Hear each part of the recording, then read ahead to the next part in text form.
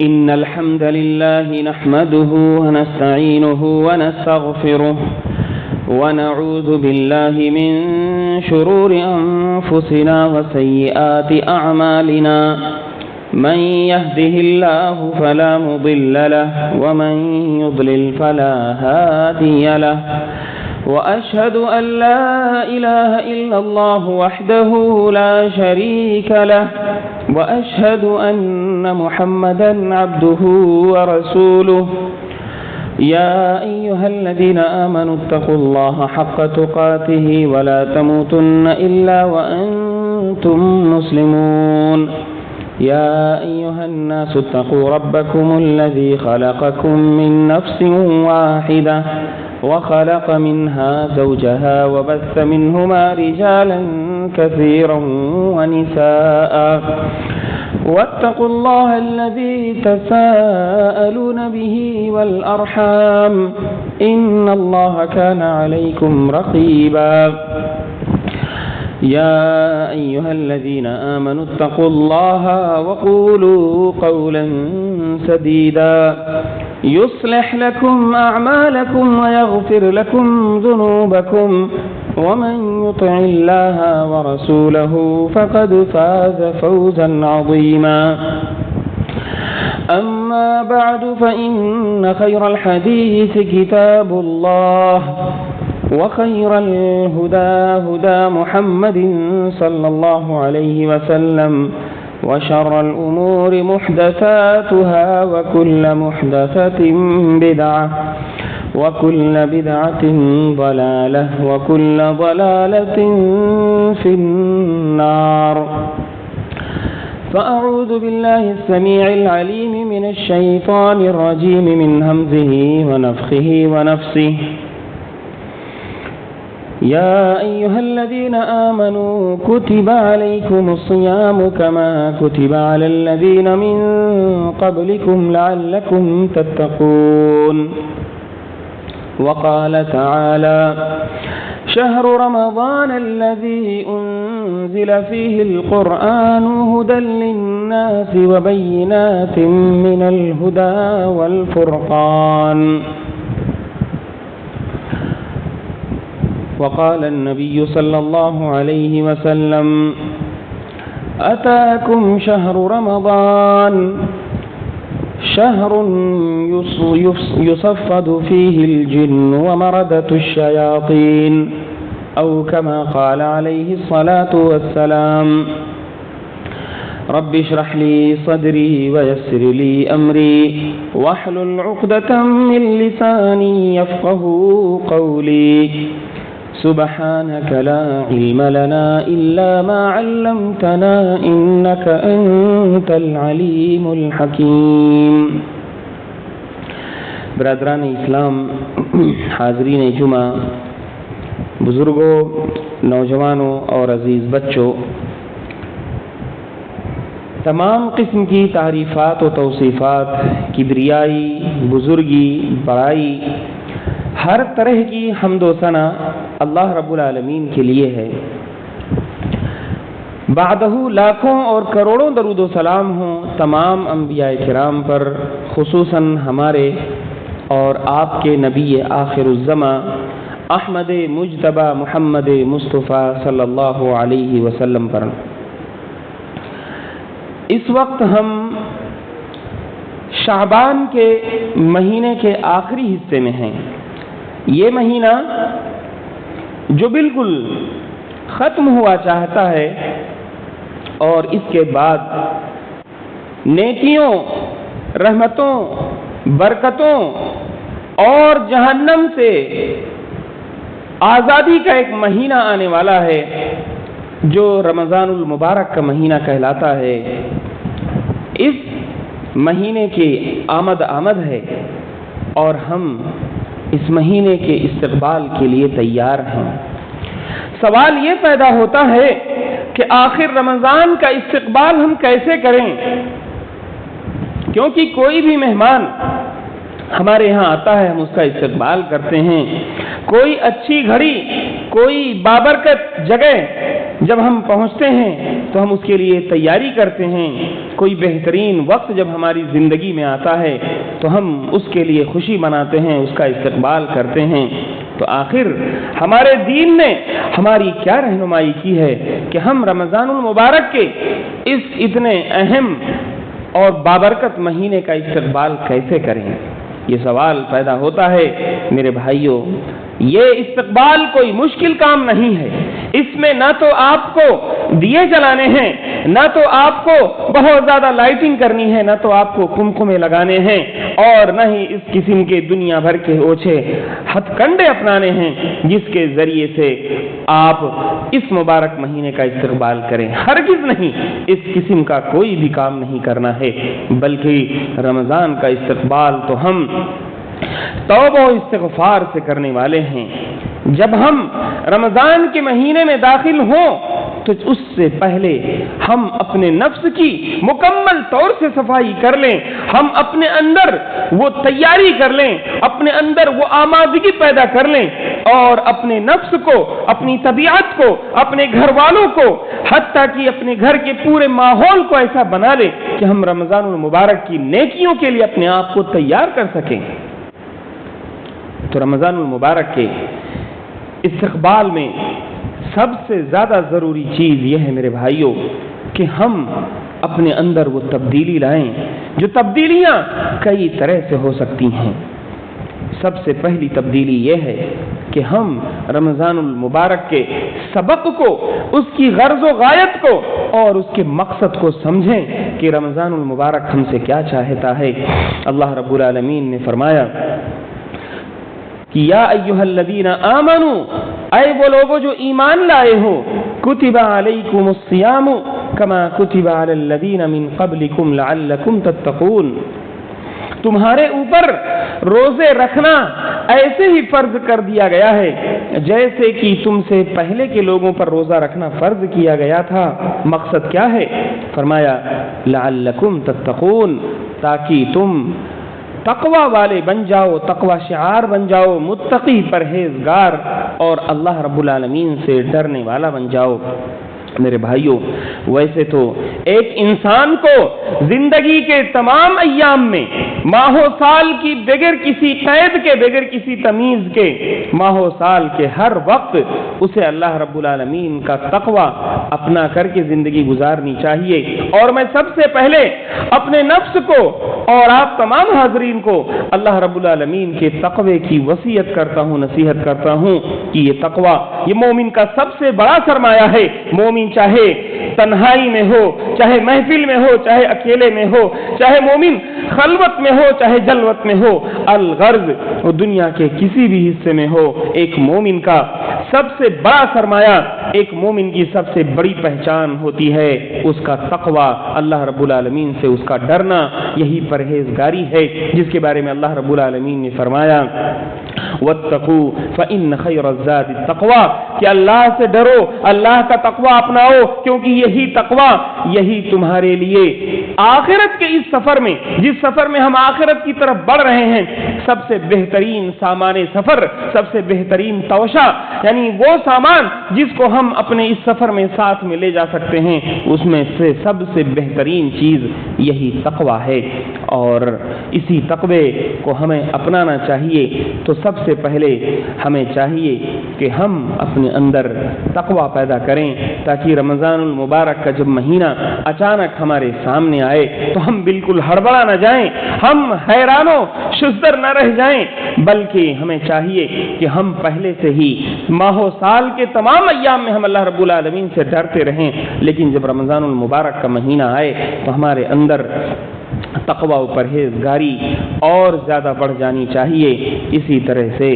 رمضان المبارک سے پہلے شعبان کے اگر کچھ دن باقی ہیں تو ان دنوں میں روزہ نہیں رکھنا چاہیے۔ اللہ کے رسول صلی اللہ علیہ وسلم کی صاف اور صریح حدیث ہے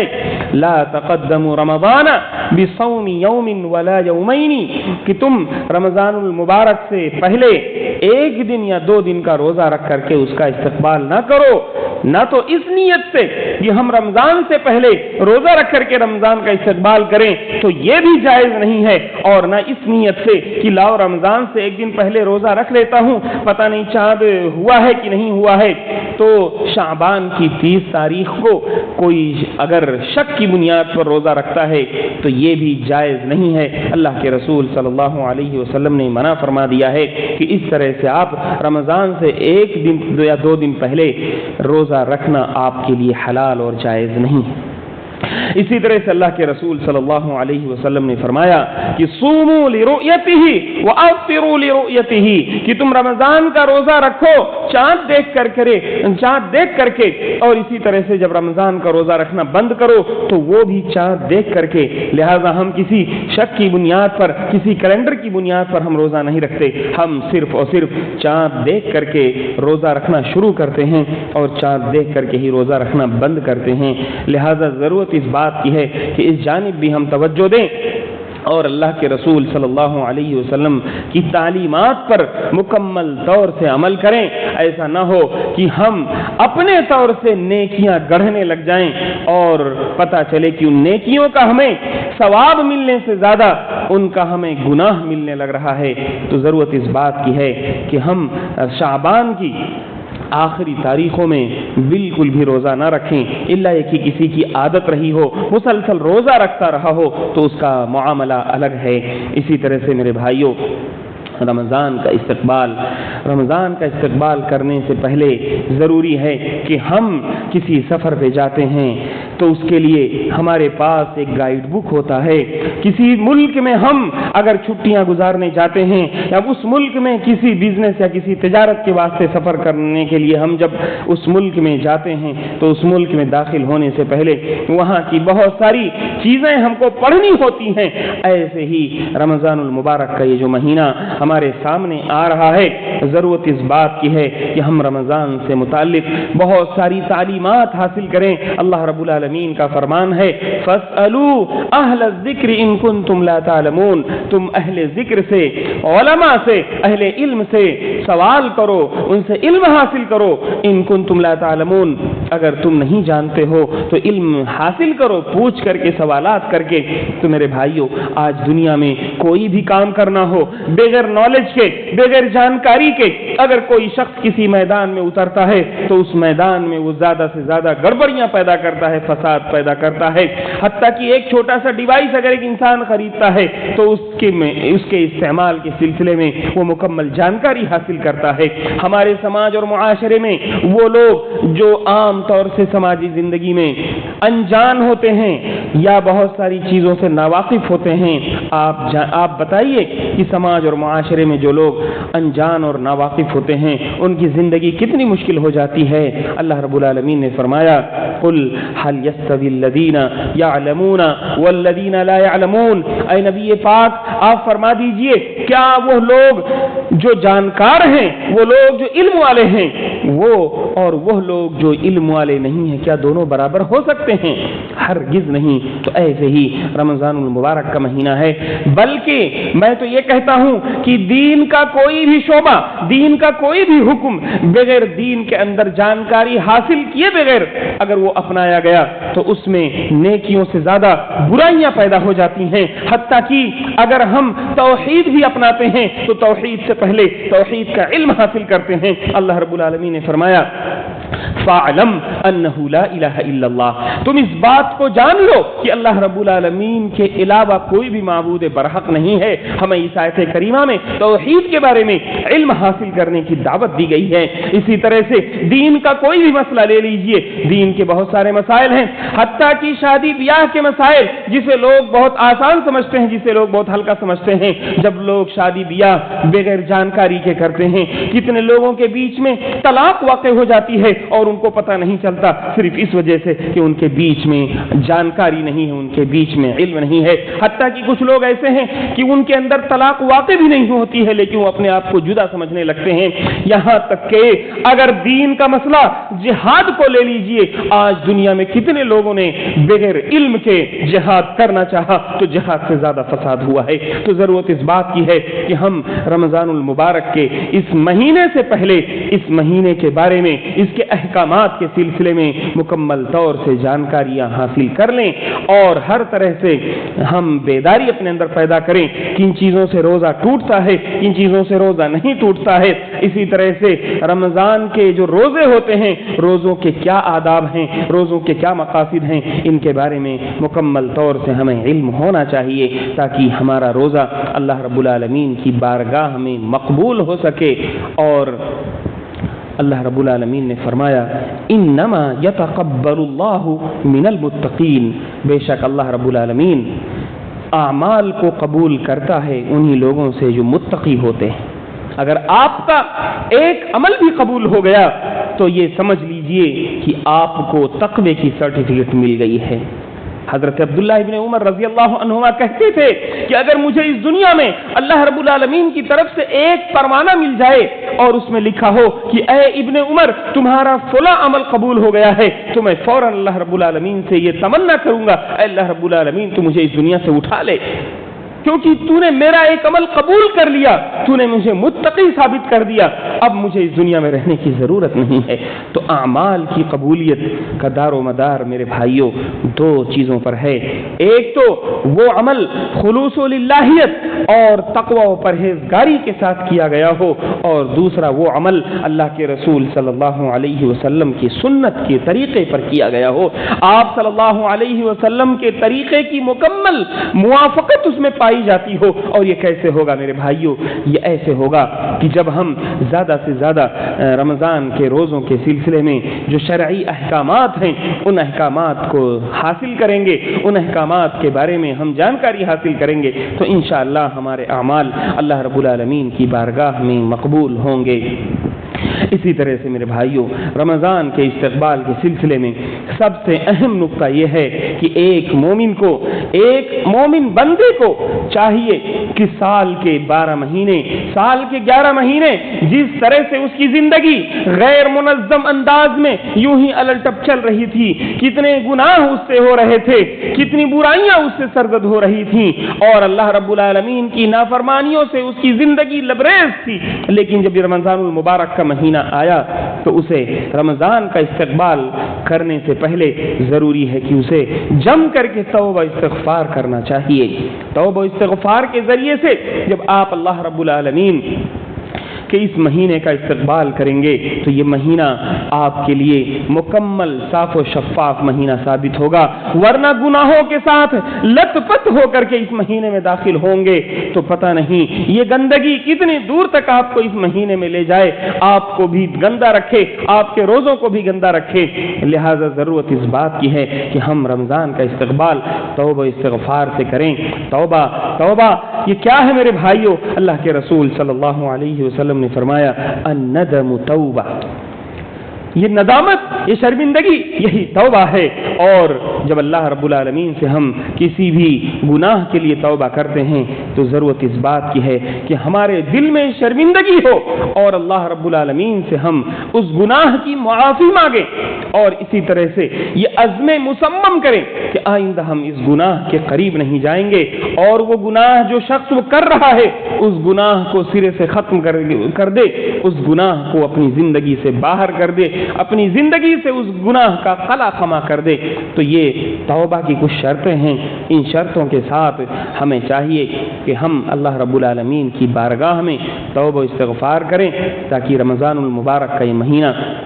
جب ہمارے اوپر داخل ہو تو ہم بالکل صاف و شفاف ہوں, اور ایک ایسے من کے ساتھ, ایک ایسی طبیعت کے ساتھ رمضان المبارک کو اپنائیں جہاں پر دور دور تک گناہوں کا کوئی گزر نہ ہو. میرے بھائیوں رمضان کا استقبال ہم خوشیوں سے بھی کر سکتے ہیں. سلف صالحین رحمت اللہ علیہم اجمعین جب رمضان المبارک کا مہینہ آتا تو وہ خوش ہوتے تھے. خود اللہ کے رسول صلی اللہ علیہ وسلم رمضان سے پہلے رمضان کے بارے میں لوگوں کو خوشخبری دیا کرتے تھے. حدیث میں آتا ہے کہ اللہ کے رسول صلی اللہ علیہ وسلم صحابہ کرام سے فرماتے تھے لقد جاءکم شہر رمضان,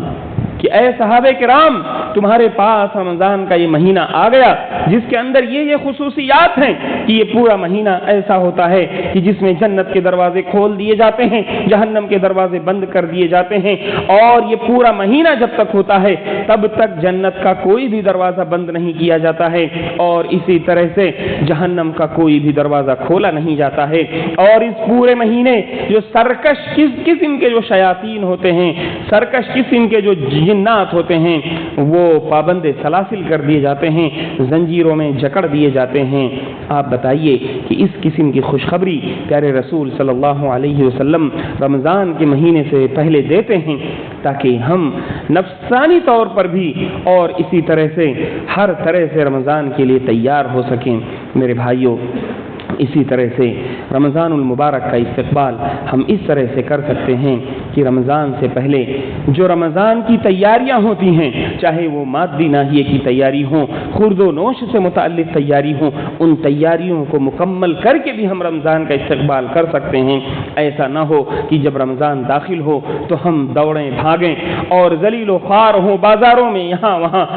اور پتہ چلے کہ رمضان کا جو روزہ ہے، جو سکون و اطمینان چاہتا ہے، جو بہت زیادہ بھاگ دوڑ نہیں بلکہ وہ رمضان کا مہینہ یہ چاہتا ہے کہ جس میں آپ اللہ رب العالمین کی عبادت کے لیے یکسو ہو سکیں اور ایک جگہ سکون کے ساتھ عبادت کر سکیں، اور آپ کے اسی تیاری اور اسی پلاننگ کی نہ ہونے کی وجہ سے پورا رمضان کا مہینہ بھاگ دوڑ میں ادھر ادھر آنے جانے میں گزر جائے۔ تو ضرورت اس بات کی ہے کہ ہم رمضان کا مہینہ جب آئے تو اس کا استقبال ہم ایک پلاننگ کے ساتھ کریں، اور وہ پلاننگ کیسی ہو؟ وہ ہر طرح کی پلاننگ ہو سکتی ہے، چاہے وہ آپ کے گھریلو خرچوں سے متعلق پلاننگ ہو، چاہے وہ آپ کے اپنے نفس کی پلاننگ ہو، حتیٰ کہ سب سے بڑی پلاننگ یہ ہوتی ہے میرے بھائیوں کہ رمضان داخل ہونے سے پہلے ہر شخص کا ایک پروگرام، ایک ٹائم ٹیبل بن جائے کہ رمضان جیسے آئے گا پورے مہینے میرا پلان یہ ہوگا کہ میں اتنے بجے سے لے کے اتنے بجے تک قرآن کی تلاوت کروں گا۔ یہ رمضان کے استقبال کا ایک اہم نقطہ اور ایک اہم پوائنٹ ہو سکتا ہے کہ آدمی اپنا ایک ٹائم ٹیبل رکھے جس میں وہ درج کر لے کہ میں رمضان کے مہینے میں ہر دن اتنے وقت سے لے کر کے اتنے وقت تک قرآن پاک کی تلاوت کروں گا، اور اس پروگرام پر وہ سختی سے عمل پیرا ہو جائے۔ اور یہ آپ نہ بھولیں کہ رمضان المبارک کا مہینہ یہ قرآن کا مہینہ ہے۔ اللہ رب العالمین نے فرمایا شہر رمضان الذی انزل فیہ القرآن ھدی للناس، کہ یہ رمضان کا ہی وہ مہینہ ہے جس مہینے کے اندر قرآن پاک کا نزول کیا گیا۔ قرآن پاک کو اللہ رب العالمین نے اس رمضان کے مہینے میں نازل فرمایا۔ تو یہ رمضان کا اور قرآن کا یہ چولی دامن کا تعلق ہے، یہ رمضان کا اور یہ قرآن کا اتنا گہرا تعلق ہے۔ کسی چیز کی بہت سارے لوگ سالگرہ مناتے ہیں، کسی چیز کی ایجاد کی ایک تاریخ لوگ یاد کرتے ہیں۔ میرے بھائیوں، اس دنیا انسانیت کی ہدایت کا جو سب سے بڑا ذریعہ ہے وہ اللہ کی کتاب ہے، اور اس اللہ کی کتاب کے نزول کی یہ سالگرہ ہے کہ وہ رمضان المبارک میں اللہ رب العالمین نے اس قرآن کو نازل فرمایا۔ اور اللہ کے رسول صلی اللہ علیہ وسلم نے فرمایا کہ کل قیامت کے دن یہ قرآن، یہ رمضان کے روزے، یہ دونوں آئیں گے اور اللہ رب العالمین کی بارگاہ میں قرآن پڑھنے والے کے لیے شفاعت کرے گا۔ تو ضرورت اس بات کی ہے کہ ہم اس مہینے میں قرآن کی تلاوت کا خصوصی اہتمام کریں، اور آج ہی سے قرآن کی تلاوت کے لیے ہم اپنا ٹائم ٹیبل بنائیں اور اس ٹائم ٹیبل پر سختی سے عمل پیرا ہوں۔ اور ہم میں سے جس کو جتنی بھی توفیق ملتی ہے، اگر کسی کو یہ توفیق ملتی ہے کہ وہ قرآن پاک 3 روز میں ختم کر لے، وہ اس پروگرام کو بنا کر کے سختی سے اس پر عمل کرے۔ اگر کسی کو یہاں تک توفیق ملتی ہے کہ ایک ہفتے میں 7 دنوں میں وہ قرآن پاک کو ختم کرے گا، تو وہ اس کے لیے بھی پلان بنائے، اور پلان بنا کر کے ٹائم ٹیبل بنا کر کے اس پر سختی سے عمل پیرا ہو۔ اگر کسی کو اتنی توفیق ملتی ہے کہ وہ 10 دنوں میں قرآن پاک ختم کرے گا، تو وہ اس کا بھی ایک پلان بنائے اور اس پر سختی سے عمل پیرا ہو۔ اللہ کے رسول صلی اللہ علیہ وسلم جب رمضان کا یہ مہینہ آتا تو حضرت جبریل علیہ الصلوۃ والسلام آسمان سے نزول فرماتے تھے، اللہ کے رسول صلی اللہ علیہ وسلم کے پاس آتے اور ہر رمضان آپ صلی اللہ علیہ وسلم حضرت جبریل کے ساتھ قرآن پاک کا دور کیا کرتے تھے۔ قرآن پاک حضرت جبریل علیہ الصلوۃ والسلام پیارے نبی صلی اللہ علیہ وسلم کو سناتے اور پیارے نبی صلی اللہ علیہ وسلم حضرت جبریل کو یہ قرآن سنایا کرتے تھے۔ میرے بھائیوں، تو یہ اس بات کی دلیل ہے کہ رمضان میں ہمیں ایک پروگرام بنانا چاہیے جس پروگرام کے ذریعے ہم زیادہ سے زیادہ وقت قرآن پاک کو دے سکیں۔ اللہ رب العالمین سے دعا ہے کہ مولا کہنے سننے سے زیادہ تو ہمیں عمل کرنے کی توفیق عطا فرمائے۔ اے اللہ رب العالمین، اس وقت دنیا میں مسلمان جس بھی خطے میں، جس بھی حصے میں ستائے جا رہے ہیں، پریشان ہیں، اے اللہ رب العالمین تو ان کی غیب سے مدد فرما دے۔ اے اللہ رب العالمین، ہم میں سے جو لوگ مریض ہیں تو انہیں شفائے کامل و عاجل عطا فرما دے۔ اے اللہ رب العالمین، ہم میں سے جو لوگ قرض دار ہیں ان کی قرض کی ادائیگی کا تو بہترین انتظام فرما دے۔ اے اللہ رب العالمین، ہم میں سے جو لوگ اس دنیا سے جا چکے ہیں ان کی قبروں کو تو نور سے بھر دے۔ اے اللہ رب العالمین، ہمیں جب تک تو اس دنیا میں رکھ، ایمان و اسلام پر رکھ، اور جب ہمارا خاتمہ ہو تو ایمان پر خاتمہ ہو۔ اے اللہ رب العالمین، ہم تجھ سے دعا گو ہیں اس شعبان کے آخری حصے میں، اور یہ تجھ سے دعا کرتے ہیں کہ اللہ رب العالمین تو ہمیں رمضان المبارک کے اس بابرکت مہینے تک ضرور پہنچا۔ اے اللہ رب العالمین، اس آنے والے رمضان کے مہینے میں تو ہمارے لیے برکتیں نازل فرما دے، اس مہینے کو تو ہمارے لیے برکتوں کا مہینہ بنا دے۔ اے اللہ رب العالمین، یہ رمضان جو آنے والا ہے یہ ہماری مغفرت کا مہینہ بنا دے۔ اے اللہ رب العالمین، اس رمضان میں جو کچھ بھی ہم سے ہو سکے اے اللہ رب العالمین تو اسے شرف قبولیت سے نواز دے۔ اے اللہ رب العالمین، ہم نے جو کچھ